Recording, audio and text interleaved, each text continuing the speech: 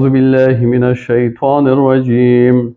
بسم الله الرحمن الرحيم.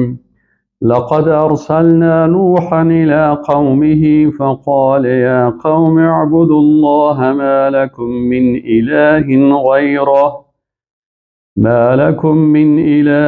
غيره إني أخاف عليكم عذاب يوم عظيم. بسم الله الرحمن الرحیم. ما و شما در آیت 59 سوره الاعراف رسیدیم. الحمدلله. و الله متعال ما و شما را توفیق بیشتر نصیب بکنه که فکر خدا و اندیشه خدا و عقیده خدا مطابق قرآن و سنت بسازیم و با ساختن فکر و اندیشه مطابق قرآن و سنت الله متعال سعادت دنیا و آخرت نصیب مؤمنین میکنه. الله متعال نصیب ما و شما هم بگردانه. دوستای عزیز،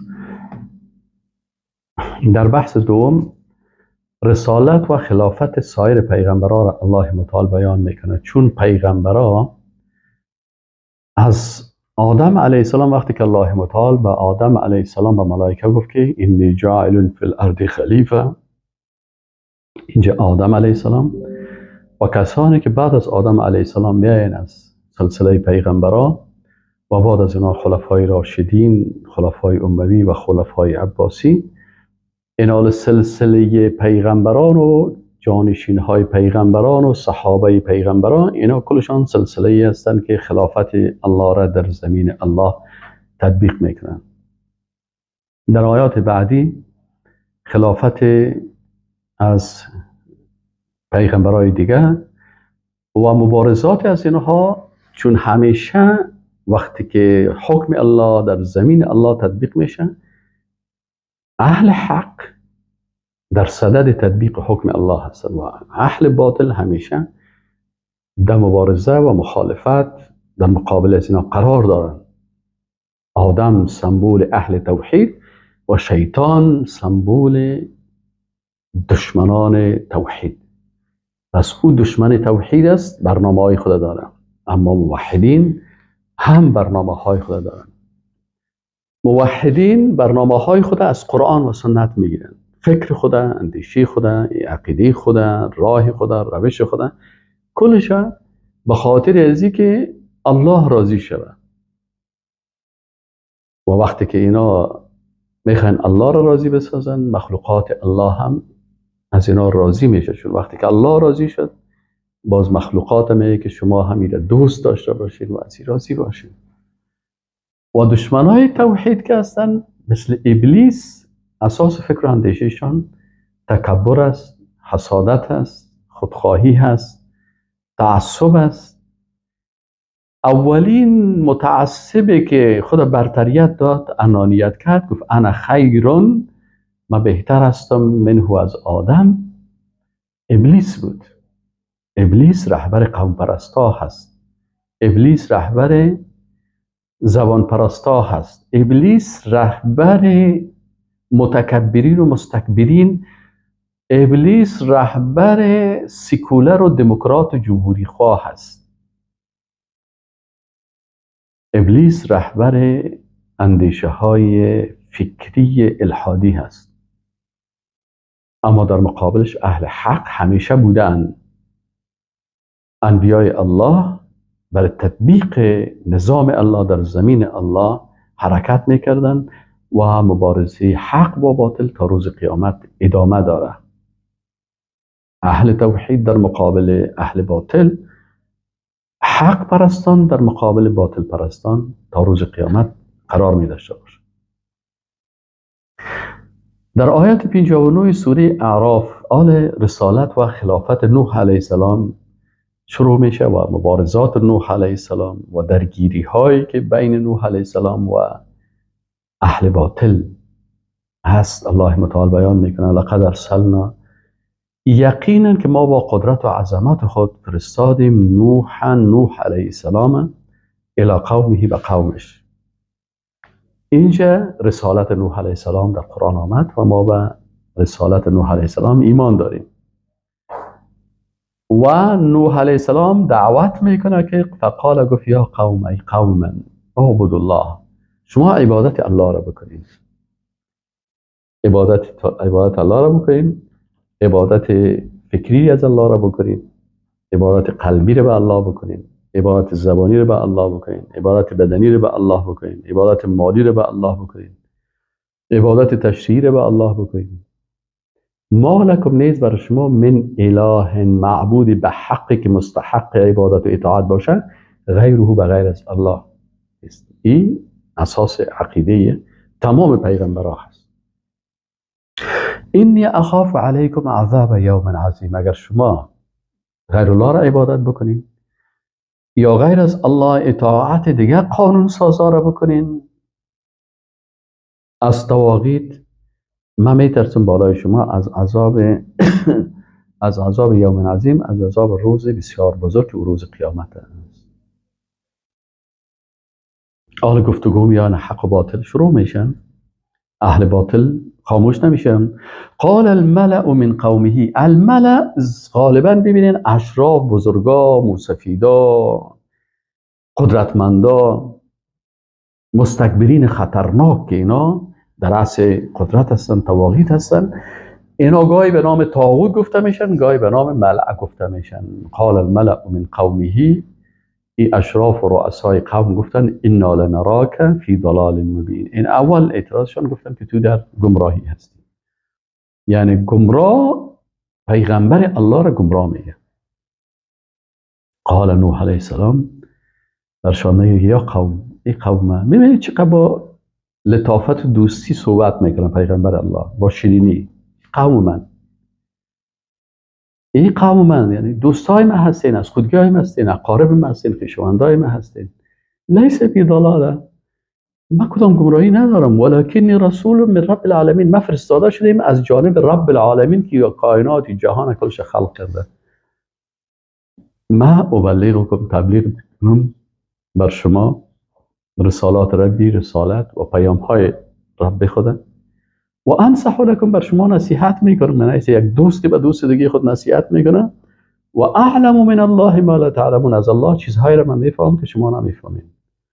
یعنی من پیغمبر هستم، وحی بالای ما آمده، عقیده توحید، ذات الله، صفات الله، عبادت الله، ایمان به قیامت، ایمان به ملائکه، چیزایی را میفهم شما نمیفهمید، من بر شما اینا میرسانم. او عجبتم ان جاءکم ذکر من ربکم، ما شما تعجب میکنید از اینکه بر شما یک پیام یا نصیحت از جانب ربتان به کسی که شما را خلق کرده، روزی داده، رزق میده، زندگی میده، شفا میده. آیا شما از این تعجب میکنین که این پیام از جانب پروردگارتان بالای یک شخصی، رجل منکم، یک شخصی از خودتان که من در بین شما هستم، لینذرکم، تا که شما را بترسانه، ولی تتقوا، و شاید که شما تقوا حاصل بکنید، ولعلکم ترحمون، و شاید که شما مستحق رحمت الله شوید. الله متعال جزای دنیوی دشمنای توحید میگن که آل اینا چی موقف گرفتن و الله بر از اینا چی جزا داد. فکذبوه، دشمنای توحید نوح علیه السلام تکذیب کردن. الله متعال میگه فانجیناه، باز ما نوح علیه السلام به قدرت و عظمت خود نجات دادیم، هم نوح علیه السلام و الذین، و کسانی را که معه امراهش بودن، صحابیشن، الفلکی، در کشتی، و اغرقنا الذین کذبوا، و غرق کردیم کسانی که تکذیب کردن، دروغ پنداشتن. چی رو دروغ پنداشتن؟ به آیاتنا، دلایل ما را، آیات ما را، احکام ما را. انهم کانوا قوما عمین، اونها یک قوم کوردل بودن. یکی نابینای چشمی است، بسیاری کسا چشمش نابینا است، لکن الله متعال برش علم، ذکاوت، حفظ قرآن، تفسیر قرآن، فهم قرآن. این سبحان الله، شیخ عبدالحمید کشک یک عالم بود در مصر، اولین کسی که من به او بسیار متاثر شدم.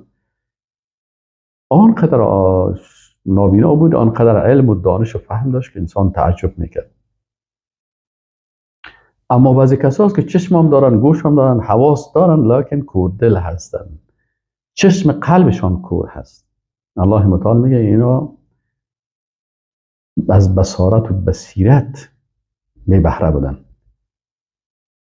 بعد از این رسالت و خلافت هود علیه السلام موقفش دشمنا را بیان میکنه که و الی عاد اخاهم هودا، و به طرف قوم عاد برادرشان که از قوم از اینا بود هود علیه السلام بود. قال یا قوم، این هم آمد امی پیام الهی رو برشان میگه که اعبدوا الله، شما الله را عبادت بکنید. ببین کل پیغمبران میگه که غیر الله عبادت نشه. ما لکم من اله غیره، نیست معبود به حقی که مستحق عبادت باشه و مستحق اطاعت باشه به غیر از الله. افلا تتقون، چرا شما تقوا نمیکنین؟ حال باز حق و باطل شروع میشه گفتگوی از اینا. هم قال الذين كفروا من قومه، باز امو سردارا و امو بزرگا و امو کلانای کفری اینا گفتن که انا لنراک فی سفاهة، ما تو را در جهالت میبینیم، و انا لنظنک من الکاذبین، و ما گمان میکنیم که تو دروغگوی هستی. قال هود علیه السلام برشان میگه که یا قومی، قوم من لیس بی سفاهه، در وجود ما چیز جهالت نیست، ولکنی رسول من رب العالمین، ما فرستاده رسول هستم از رب العالمین.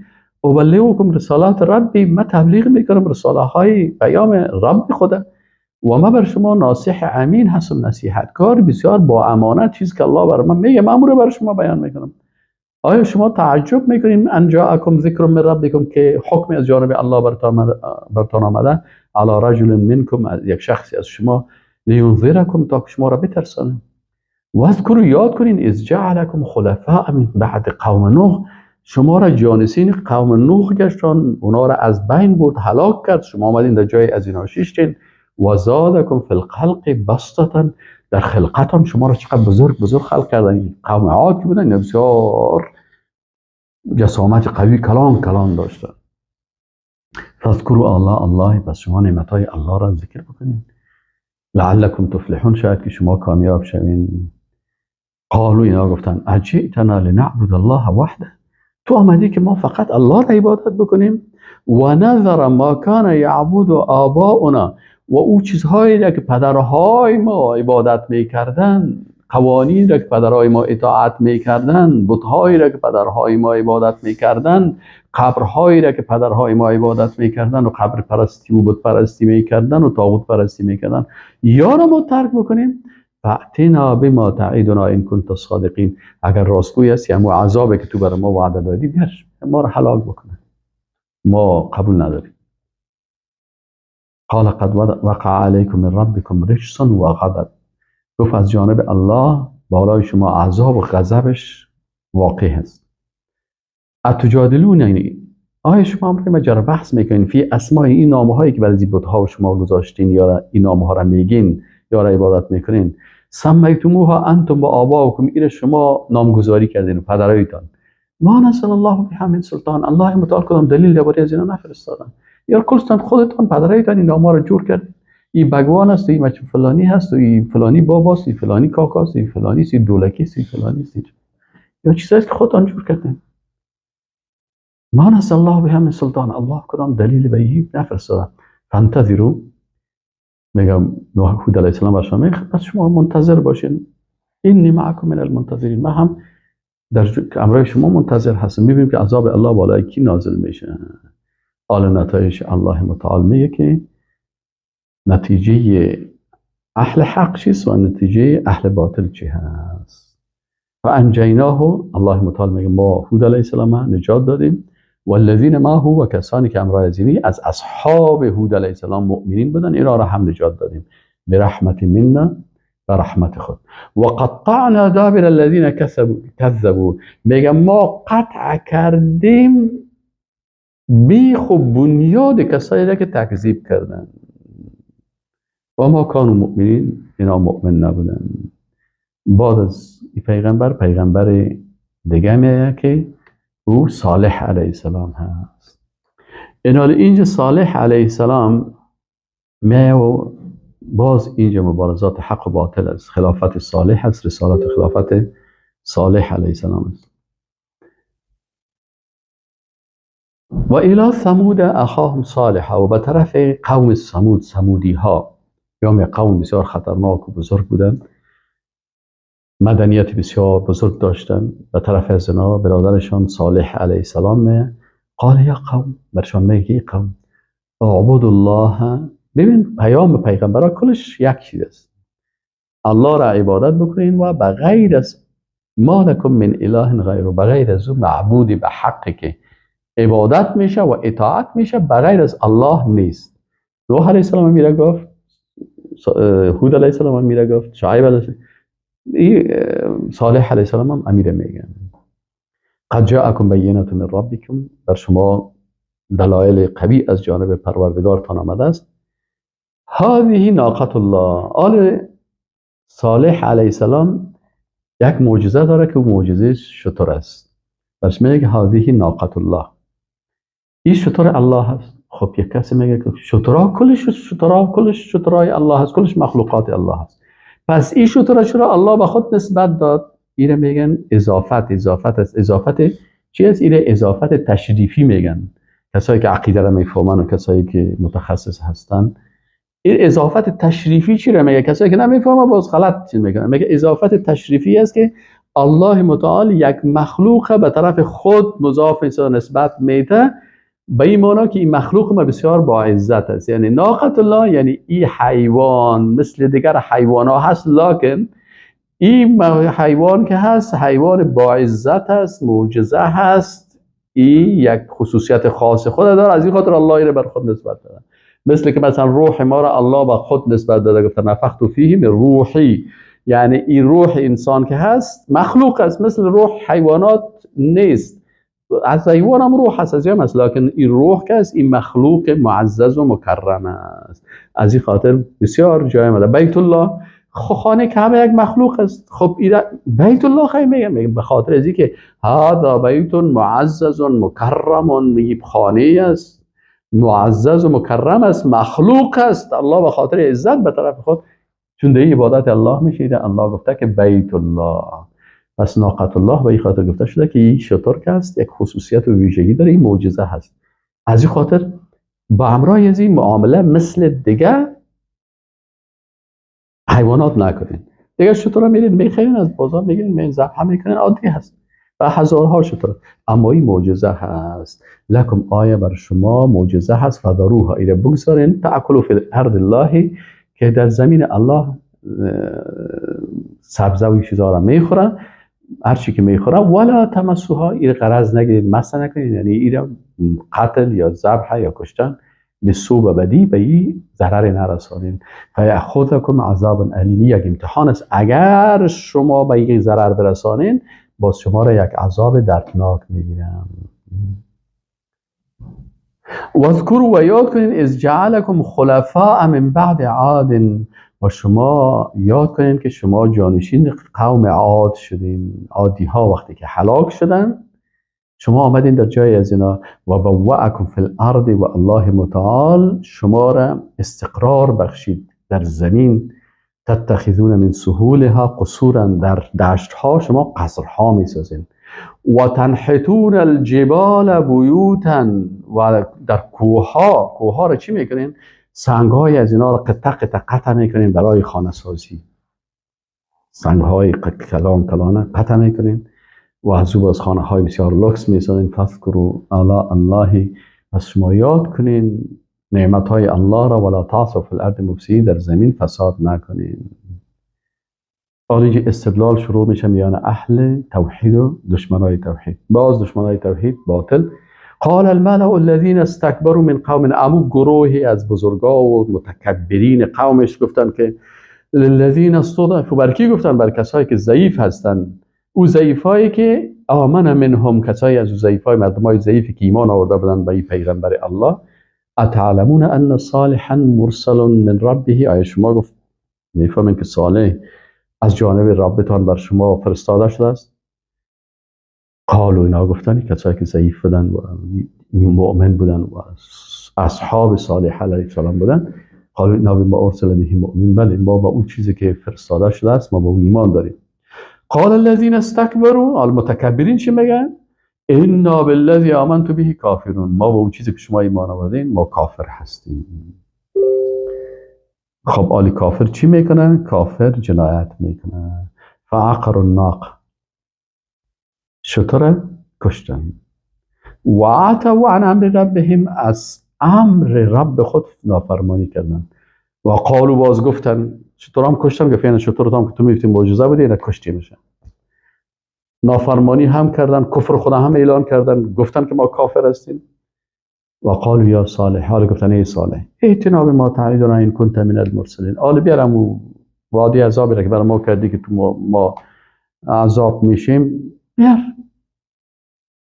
الله متعال نتیجه را در دنیا هم برشان نشان میده و در آخرت هم. فاخذتهم الرجفه، الله متعال میگه که یک بر اینا را یک زلزله گرفت، زلزله شده این منطقه از اینا.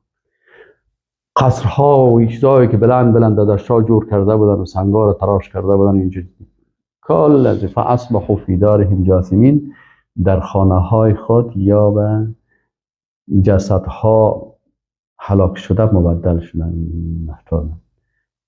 فتولی عنهم و قال یا قوم، میگه صالح علیه السلام روی گشتان از اینا و گفت که ای قوم لقد ابلغتکم رسالت ربی، ما پیام الله را، رسالت الهی را براتان تبلیغ کردم، رساندم.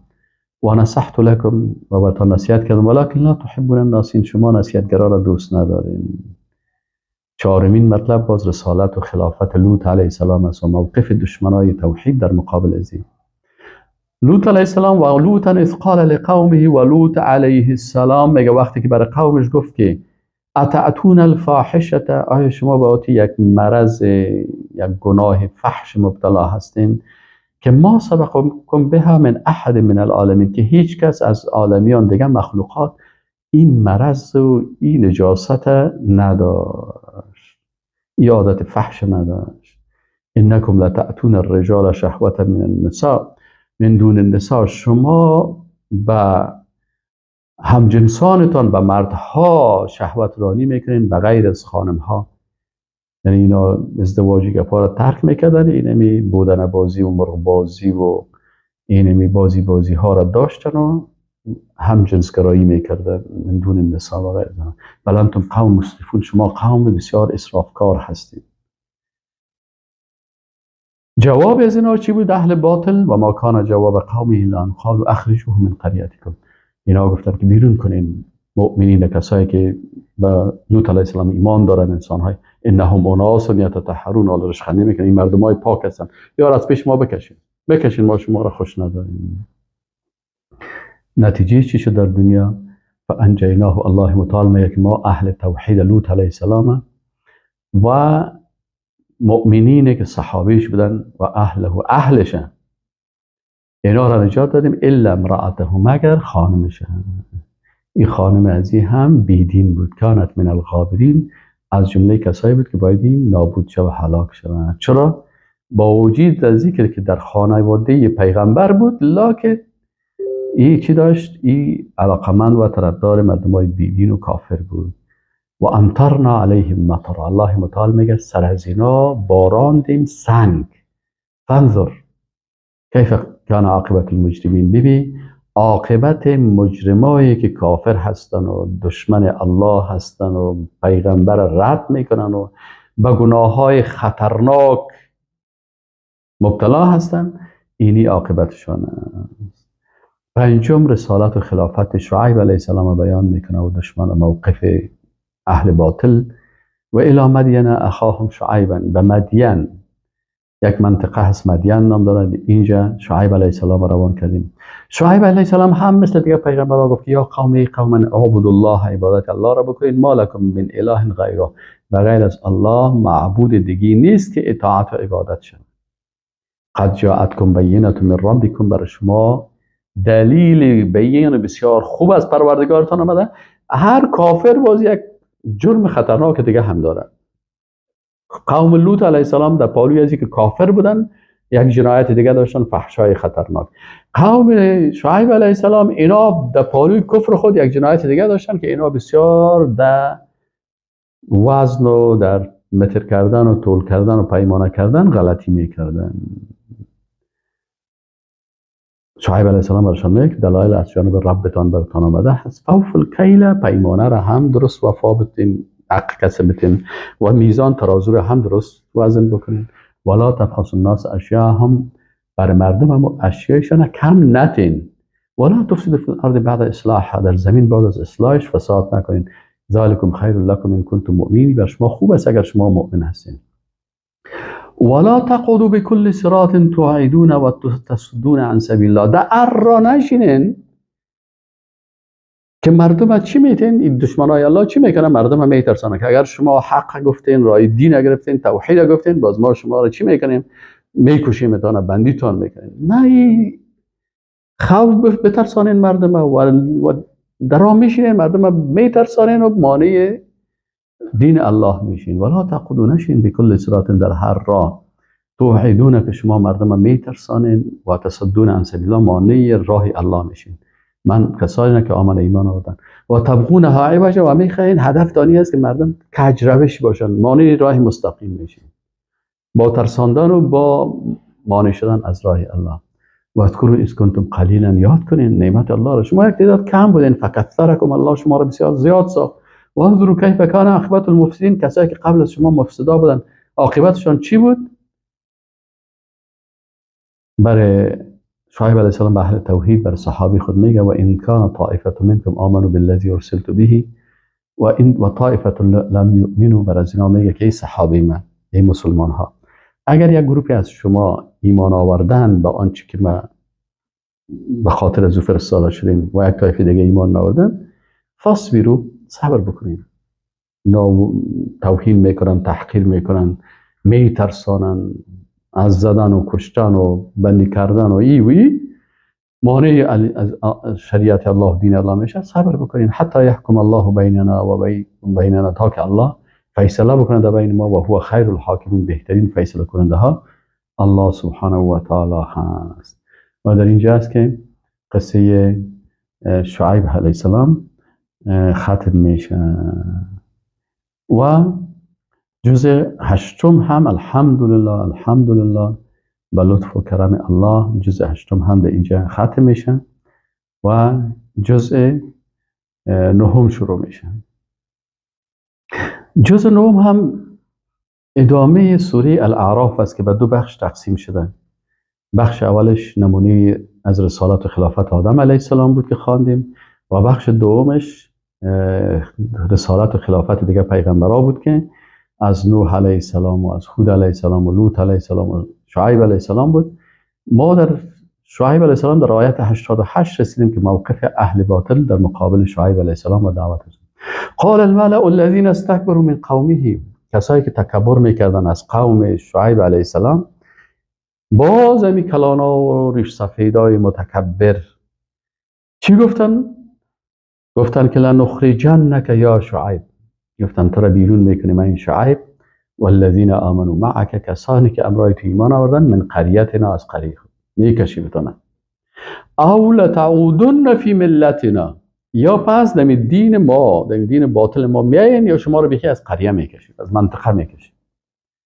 قال شعیب علیه السلام گفت اولو کنا کارهین، اگر ما این بد هم ببینیم، یعنی ما بد میبینیم که از قریه خود هم برایم و بد میبینیم پس دین باطل شما بریم. جواب از اونا چی بود؟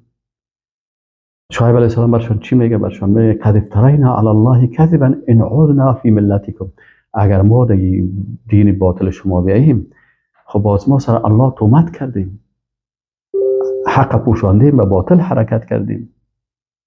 بعد اذ نجانا الله منها، بعد از اینکه الله ما را نجات داد از این باطل و باطل پرستی. و ما یکون لنا ان نعود فیها الا ان یشاء الله، ما نمیشه که پس بگردیم مگر آنچه که الله بخواد. ربنا وسع کل شیء علما، رب ما علمش به هر چیز وسیع هست. علی الله توکلنا، ما به الله توکل کردیم. ربنا، ای آل شعیب علیه السلام دعا میکنه که یا رب افتح بیننا و بین قومنا بالحق، تو فیصله بکو در بین ما و در بین قوم ما، به حق فیصله بکو. و انت خیر الفاتحین، یا الله تو بهترین فیصله کننده ها هستی. آل دشمنای الله جنگ فکری میکنن، چی میگن؟ و قال الملأ الذين كفروا من قومه، امی بزرگای کافر که قومش بدن، یا چی گفتن؟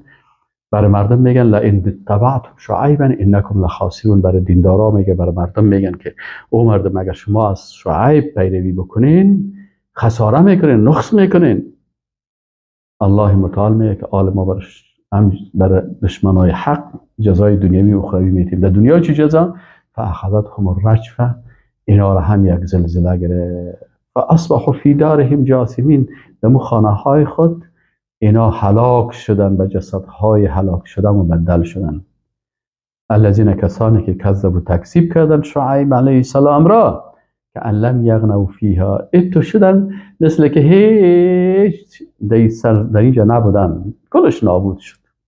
الذین کذبوا شعیبا هم الخاسرون، کسایی که تکذیب کردن شعیب علیه السلام اونا خساره کردن. فتولی عنهم، از اینا روی بگردن. پس روی گشتن شعیب علیه السلام و قال یا قوم، برشان گفت ای قوم لقد ابلغتکم رسالات نخو پیام و رسالت الله را برتان رساندم و نصحت لکم، نصیحتم برتان کردم. فکیف اعصی علی قوم کافرین، پس چگونه به حال قوم کافر من جگرخون شدم؟ چرا؟ و ما ارسلنا فی قریة من نبی، الله متعال میگه ما در هیچ منطقه یک پیغمبر نفرستادیم الا اخذنا اهلها، میگه باز ما گرفتیم اهالی و ساکنین از در صورتی که اینا دشمنی با توحید کردن، باز اینا را بالبأساء و الضراء، باز اینا را به سختی ها و مصیبت ها گرفتیم، شاید که اینا تضرع بکنن. ثم بعد ازی بدلنا مکان السیئة الحسنه، باز هم کسایی که طغیان میکردن برشان نیکی ها و خوبی ها و آب و نان و غذا و گپا را پس برشان دادیم. حتی عفوا، تا به اینجایی که بسیار ثروتمند شدن، راحت شدن، آرام شدن. و قالوا، باز به ناز و خیال گفتن قد مس آباءنا الضراء و سراء، پدر کلانای ما بسیار در سختی ها و در دردها و رنج ها زندگی میکردن، ما را ببین که چقدر راحت هستیم، خوب هستیم. فاخذناهم بغتة، الله متعال میگه که ناگهان اینا را هم گرفتیم و هم لا یشعرون، در حالی که اینا احساس نمیکردن و نمیفهمیدن. اینا الله متعال میگه نتیجه دنیوی توحید چی هست؟ ولو ان اهل القرى، اگر امی اهل قریه ها، اگر مردم آمن و ایمان اختیار بکنن، اگر ایمان بیارن و تقوا و تقوا حاصل بکنن، دو کار باید بکنی، ایمان داشته باشین و خود از امراض فکری و مرضهای قلبی و از چیزهای کفری و بدعتی و شرکی و ارتدادی از یا خود دور بکنی. پس فکرت وقایه بکنی، قلبت وقایه بکنی، جسمت از گناه ها وقایه بکنی، زبانت از بدی ها وقایه بکنی، مالت از حرام وقایه بکنی و مصرف در حرام وقایه بکنی. الله متعال میگه و قانونت از قوانین طاغوتی وقایه بکنی. الله متعال میگه کسی که دو چیز کردن، ایمان داشتن و تقوا حاصل کردن، لفتحنا علیهم برکات من السماء، باز الله متعال میگه ما باز میکنیم برکت ها را، هم آسمان، از آسمان سرشان برکت میآید و الارض، و هم از زمین، از آسمان برشان باران و برف و خزیات میشه که سرزمین یک، و از زمین چشمه ها و نهرها و بحرها و کلی نعمت ها و برکت ها را از آسمان و زمین برشان برکت ها را نازل میکنیم. ولکن کذبوا، لکن اینا تکذیب کردن، فاخذناهم بمکان یکسبون، پس اینا را مؤاخذه کردیم، گرفتیم به سبب آنچه که اینا خودشان عمل میکردن. اما نتیجه دنیوی دشمنای توحید چی است؟ افامن اهل القرى، آیا ای به اهل قریه ها یا در امن هستند، فکر میکنن ما دیگه هیچ بر ما عذاب نمیرسه، ان یاتیهم بأسنا بیاتا، که عذاب ما سرشان بیاید در شب و هم نایمون، یک دفعه دمی خو عذاب الله سرشان بیاید. یا ای که احساس میکنن اهل قریه که اینا در امنیت هستن، آرام هستن، یاتیهم بأسنا ضحی، که عذاب ما در چاشتگاه روز و هم یلعبون، در حالی که اینا در لعب و ساتری هستن. افامنوا مکر الله، آیا اینا از امتحانات الله خود در امن، یعنی خود در امن میگیرن که یعنی هیچ وقت از امتحان الله، فلا یأمن مکر الله، میگه از امتحان الله در امن خود احساس نمیکنن الا القوم الخاسرون، مگر قومی که خساره کردن. اولم یهدی للذین یرثون الارض من بعد اهلها، آیا میگه برای کسانی که زمین بعد از اهلش به میراث گرفتن، لو نشاء، اگر ما بخوایم اصابناهم بذنوبهم، اینا را به عذاب گرفتار میکنیم به سبب گناههایشان، و نطبع علی قلوبهم، یا در دلهایشان مهر میگذاریم، هم لا یسمعون، باز نمیشنوند. تلک القرى، الله متعال میگه این قریه ها، این مناطق، شهرهای، کشورهایی است که نقص علیک من انبائها، که ما قصه های زیر براتون بیان میکنیم، بر توی رسول الله صلی الله علیه و سلم ولقد جاءهم رسولهم، یقین بر زنا پیغمبرایشان آمدن، بالبینات با دلایل روشن، آیات، احادیث، معجزات. فما کانوا لیؤمنوا بما کذبوا، باز اینا ایمان نمی آوردن با آنچه که تکذیب کردن من قبل از این. کذالک، همین قسم یتبع الله، مهر میگذاره الله بر قلب های کافران. و ما وجدنا لاکثرهم من عهد، برای اکثریت از اینا ما عهد و پیمان نیافتیم. و این وجدنا اکثرهم لفاسقین، و اکثریت از اینا را ما فاسق یافتیم. بخش دوم ان شاء الله تعالی شروع میشه در آیت چندم، در آیت 103 سوره اعراف، که این ان شاء الله ما شما در درس بعدی باز میخوانیم. و السلام علیکم و رحمت الله و برکاته.